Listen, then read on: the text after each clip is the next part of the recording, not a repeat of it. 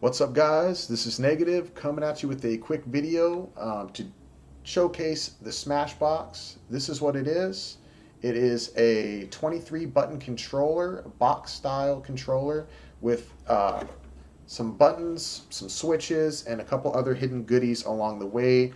It's a very solid controller, but a lot of people have various misconceptions about how it works. So I thought I would put together a video to kind of showcase some of what it's capable of and to kind of iron out a lot of the details that people don't quite understand.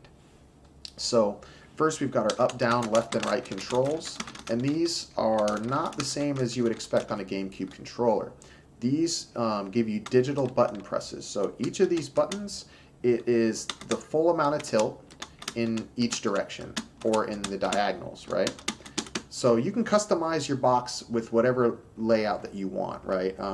Basically, you can set the buttons to be wherever you want them to be in any order, all right? You can change up what colors you want where and order whatever colors you want. So it's very customizable. You can put your own artwork in the front, right? So here I have up, down, left, right.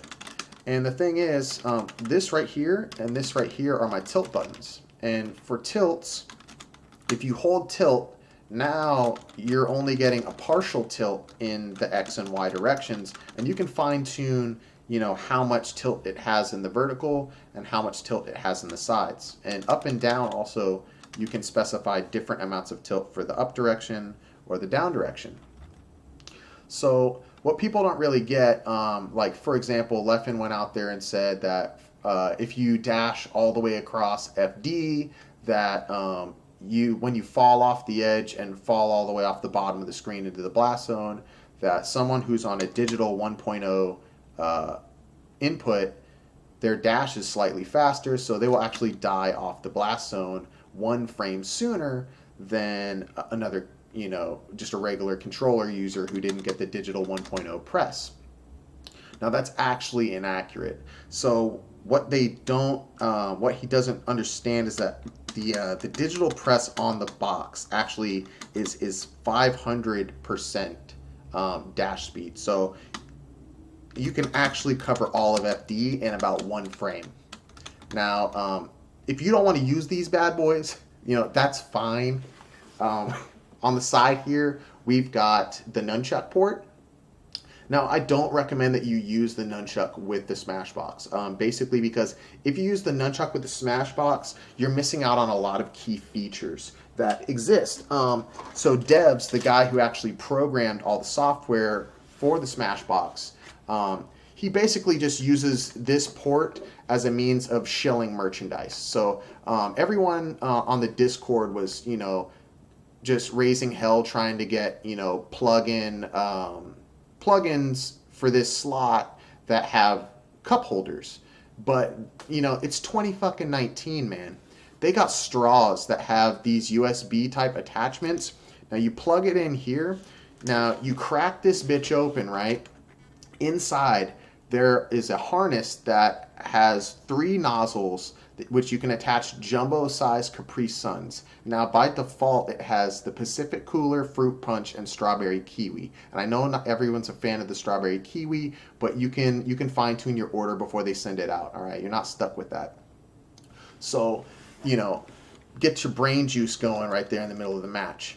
Beyond that, though, this right here on the side, you get 3 flavors, right? This is your flavor toggle, all right? So you can go, boom, now I'm on Pacific Cooler, but maybe I want to sip a Fruit Punch. So it's that easy, right? Done. Now, other than the flavor toggle, right, I know what the 20Xers want. They want to know about down B, right? What's my fucking B button do? That's all they want to do is just spam that button. So that's what we're going to talk about next. And it's not flashy. This is a regular controller, man. Down B pretty much functions exactly like you would expect it to, all right? You press down B, you get shine, and an additional 20 frames of invulnerability, but who's counting it? Basically, it functions the exact same as it always has, It's the same game. Next to it, we've got our turbo button, right? So if you press this, it will perfectly alternate button presses between every frame and in combination with other buttons. So like if I press, B and then I hold jump down and I hit turbo, now it's going to just alternate between jump and B, and you can go into the designer and fine tune how many frames it waits between each one, so that you can basically just do frame perfect multi shines, you know, on the spot. Like I just put my hand down and I'm murdering people. So it's that easy, but you know, that's fine. This is the controller, you know, it's harder to use. So I mean, this button right here, this is your perfect wave dash. All right, now perfect wave dash, it's not all it's cracked up to be. Peach can pretty much cover all of FD in a single wave dash. And you know, Marth, if you hold this down, you can also do perfect wave shine on Marth. It just auto detects, you know, so it's pretty nice. This button here, this jumps out of shield with Yoshi, and this button presses the last button that you pressed. This button presses the last button before the button that you pressed, unless the button that you pressed was the last button you pressed, and then it presses that.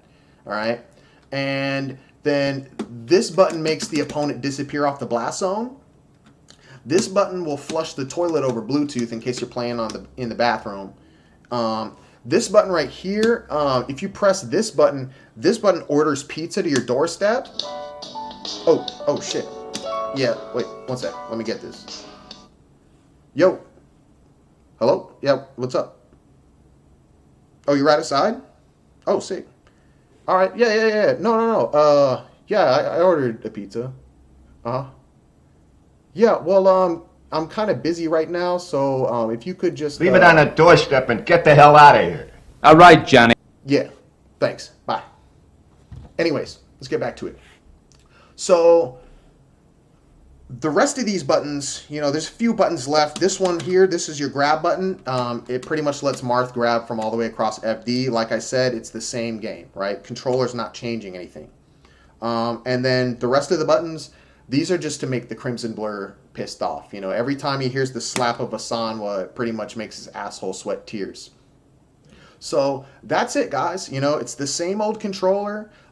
It can do everything that it's already been able to do. It's not redefining the game. Hopefully that this has helped to enlighten you guys, maybe change your perspective on it, and allow you to understand, you know, kind of how we have to approach the game differently, you know, when you're playing on this style of gamepad.